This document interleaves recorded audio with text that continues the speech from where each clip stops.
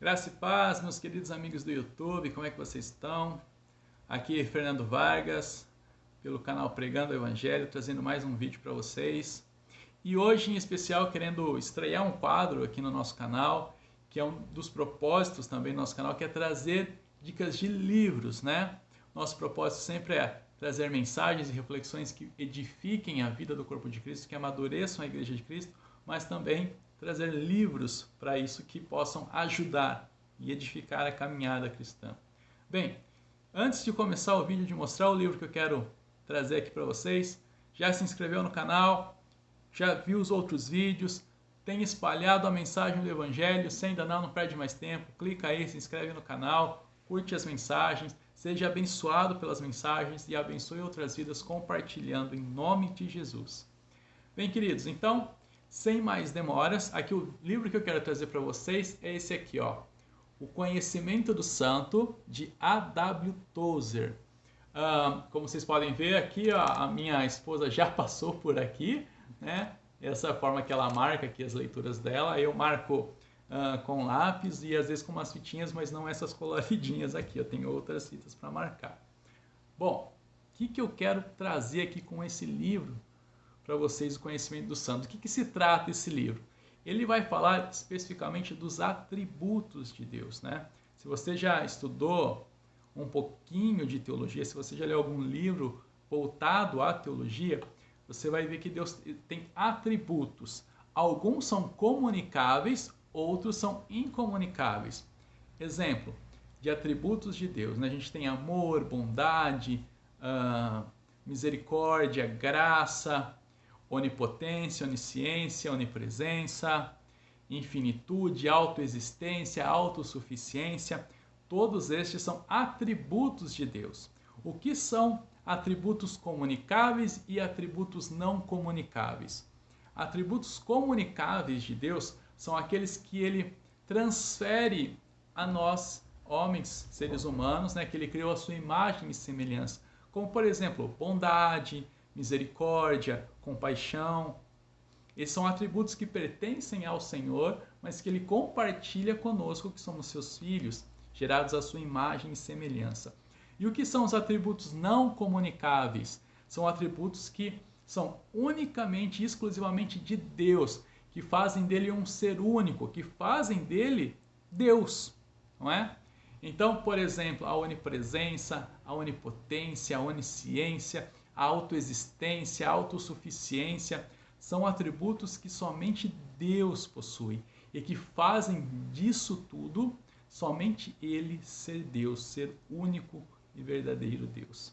Então, queridos, nessa leitura aqui, Conhecimento do Santo, nós vamos estudar mais a fundo sobre os atributos de Deus.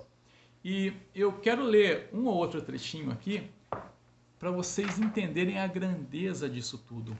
E também o porquê nós devemos estudar os atributos de Deus e porquê nós devemos nos dedicar a estudar esses atributos, as grandezas, as belezas de Deus, a glória, a majestade de Deus.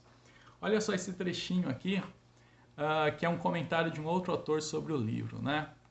Diz assim: A.W. Tozer afirma que a causa da grande parte das mazelas espirituais de hoje é a crescente escassez na igreja de um elevado e sublime conceito de Deus. Ele defende de modo convincente que a cura está na redescoberta da majestade divina. O que ele está querendo dizer aqui, meus queridos? Que hoje a igreja está tão num conhecimento ralo, superficial de Deus, e com isso ela perde de conhecer a si mesma em Deus e o seu propósito e aquilo que Deus tem para ela, e não atua como deve atuar enquanto igreja nessa terra, porque ela tem desconhecido quem é Deus, ela tem desconhecido os atributos de Deus. O conhecimento dela é muito ralo, é muito superficial. Então, conforme nós vamos crescendo no conhecimento de Deus, da sua grandeza, da sua majestade, dos seus atributos, da sua beleza, da sua santidade, nós vamos ficar cada vez mais encantados, mais atraídos por Ele, mais apaixonados, e vamos cada vez mais desejá-lo. Ele é desejável. Quanto mais eu conheço, conforme eu vou crescendo no conhecimento dele, mais eu quero crescer no conhecimento dele. Quanto mais eu o conheço, mais eu quero conhecê-lo. Quanto mais eu amo, mais eu quero amá-lo. É isso que ele está querendo dizer aqui. E agora eu quero trazer rapidamente para vocês aqui um pouquinho da estrutura do livro. São 23 capítulos, mas são capítulos curtinhos que cada um vai tratar aí de um atributo de Deus. Então eu vou dar alguns exemplos aqui. Por exemplo, ele vai falar sobre por que devemos pensar corretamente sobre Deus, né? Aí ele vai falar dos atributos, ele vai falar da Trindade. Então ele começa a discorrer desses atributos, a autoexistência de Deus, a autossuficiência de Deus, a eternidade de Deus, a infinitude de Deus, imutabilidade, onisciência, sabedoria, onipresença, transcendência, bondade, justiça, misericórdia, amor. Enfim, são 23 capítulos que são curtos, que você pode estar lendo ali um por dia e meditar. Ou um a cada dia sim, dia não, e ficar ruminando, meditando, né? Ficar discorrendo na sua mente nas grandezas de Deus. Porque ele é muito belo, ele é muito grande, ele é muito desejável. Você repara em Apocalipse, sempre que tem um cenário do trono de Deus, você vai ter os anjos adorando, e eles adoram de dia e de noite, eles não se cansam de declarar santo, santo, santo é o Senhor dos Exércitos. Queridos, esse é o propósito, nós conhecê-lo cada vez mais e nos apaixonarmos cada vez mais, e nos levar e nos prostrar, nos entregar em adoração diante de tanta beleza, diante de tanta majestade, diante desse ser único que é Deus.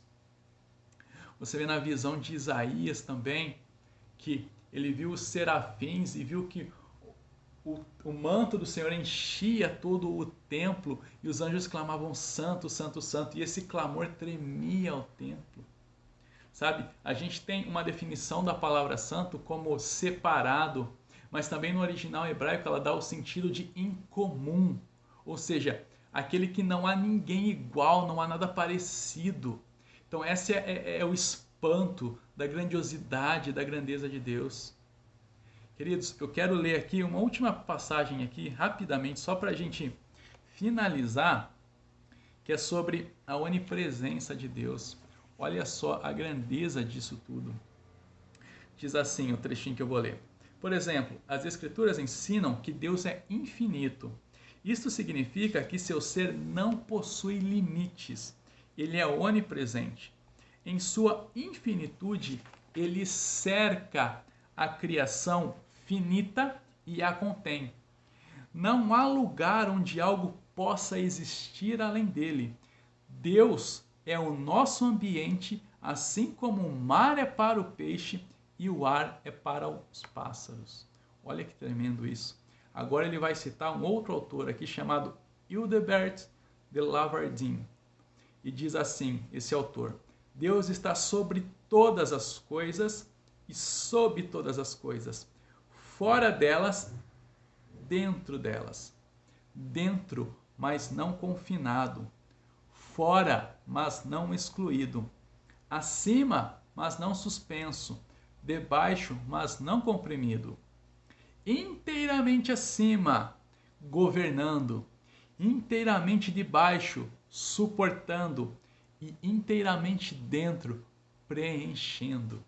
Eu fico maravilhado, eu não sei vocês, queridos, eu fico maravilhado com essas revelações, com o conhecimento da glória e da majestade do nosso Deus, da sua capacidade, do seu poder, da sua soberania, da sua onipresença, da sua sabedoria, dos tesouros escondidos que estão na palavra de Deus.